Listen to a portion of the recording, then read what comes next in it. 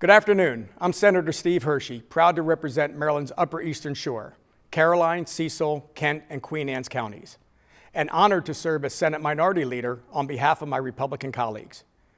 Earlier today, you heard Governor Moore deliver his fourth State of the State address and outline his vision for Maryland. As Republicans, we welcome the opportunity to respond because vision matters. But as this governor enters his fourth year in office, Marylanders are entitled to more than vision.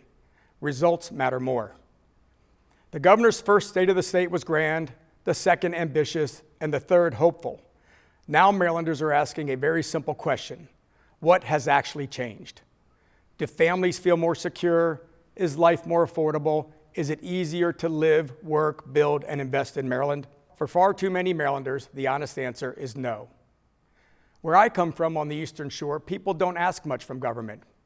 They work hard, they budget carefully, they play by the rules. But they're telling me something I now hear across our entire state, that it's getting harder to keep up, harder to plan, and harder to stay in Maryland.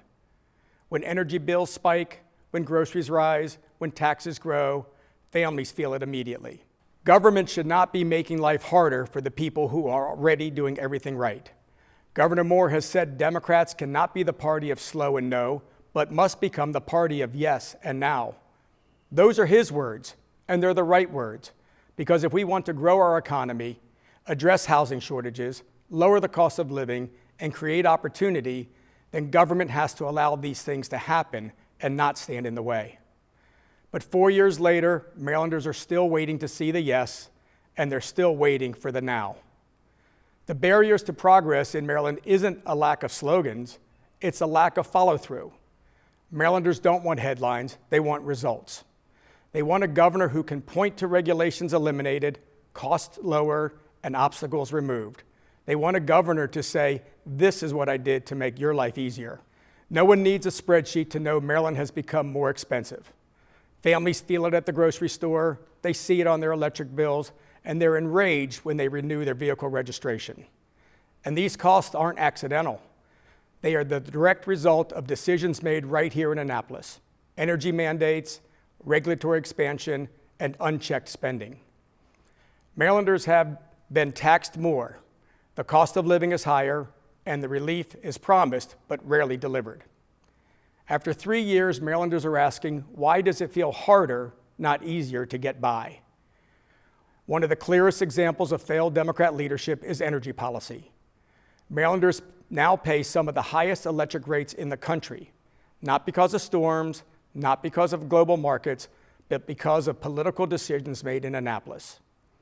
This administration shut down reliable, affordable generation while forcing Maryland to depend on out-of-state power we now buy at higher prices.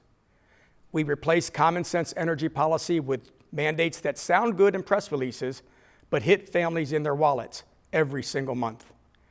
Reliable energy was sacrificed, affordability was ignored, and Marylanders are paying the price.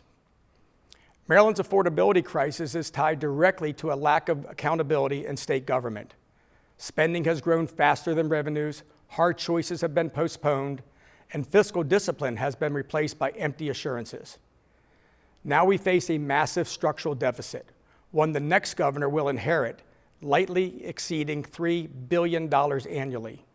And that didn't happen overnight, and that won't be fixed with speeches. Marylanders deserve leadership willing to make responsible decisions, not kick problems down the road.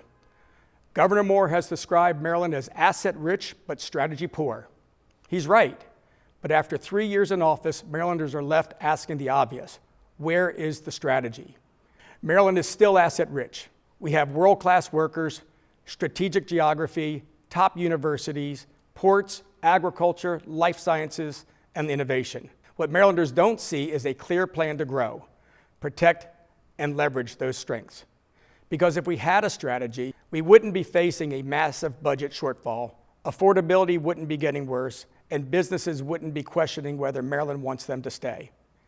Calling Maryland asset-rich but strategy-poor may have been honest on day one. After 3 years, it has become an indictment of inaction. If Maryland wants to compete, we have to stop making it harder to succeed here.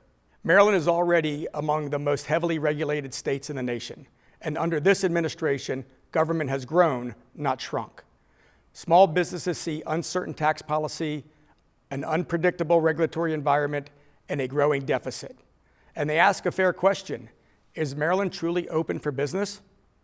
Republicans believe government should do less, not because we don't care, but because Marylanders are ready to build, invest, and grow if government will simply stay out of the way. There has been no shortage of reaction to national headlines. Leadership isn't about chasing headlines. It's about doing the hard work, consistently, responsibly, and with clear direction. Maryland doesn't need a governor focused on what's next politically. Maryland needs a governor focused on what's best for Maryland now. After 4 State of the State speeches, people want proof, not promises. Maryland stands at a crossroads. We are a state with extraordinary people, unmatched assets, and limitless potential. But potential alone is not enough. What matters is leadership that makes hard decisions, leadership that puts families first, leadership that focuses on everyday challenges Maryland families face: affordability, energy costs, housing, and economic security, not headlines. We don't have to accept rising costs as inevitable. We don't have to accept government that grows while families struggle. And we don't have to accept a future where Maryland becomes less competitive every year. While Democrats remain stuck in slow and no, Republicans are ready to lead with yes and act with now. Yes to affordability, yes to accountability, yes to reliable, affordable energy, yes to an economy that grows because government allows it to grow. But yes and now must mean action, not applause lines. Our best days are not behind us, but they will only be ahead of us if we choose a new direction. Maryland deserves leadership measured by results, not rhetoric.